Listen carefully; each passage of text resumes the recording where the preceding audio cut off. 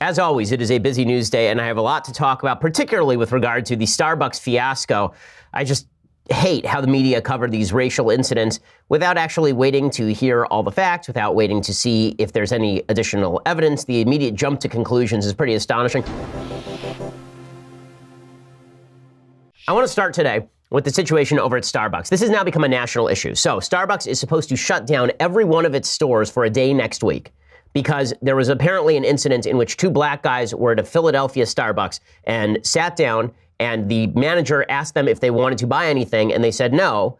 And according to them, at this point, she called the police. According to her, they continuously refused to leave.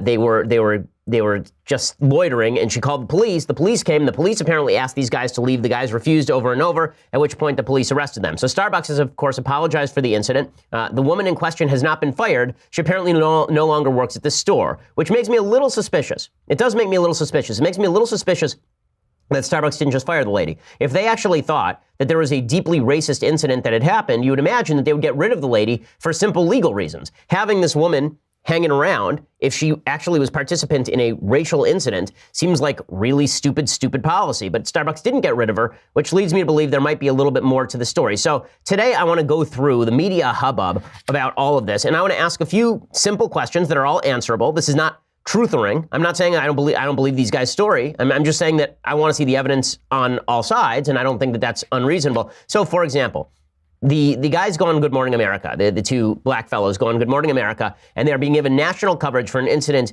in which they were threatened with arrest for apparently sitting in a Starbucks for no reason. And the tape was originally taken by by a couple of different people who were at the Starbucks and who claimed that they saw this racial incident unfold. When the guys asked to use the bathroom, they were told they couldn't use the bathroom because they hadn't bought anything, and then they refused to buy something. And the manager, whose name is Holly, apparently called the police for loitering. So here is a little bit of the ABC News exclusive interview with these two guys. Now, again, I have to point out that this is being wildly overblown. Okay, the lady is presumably being punished. The Starbucks has apologized. They're shutting down their entire company for a day to teach about implicit bias.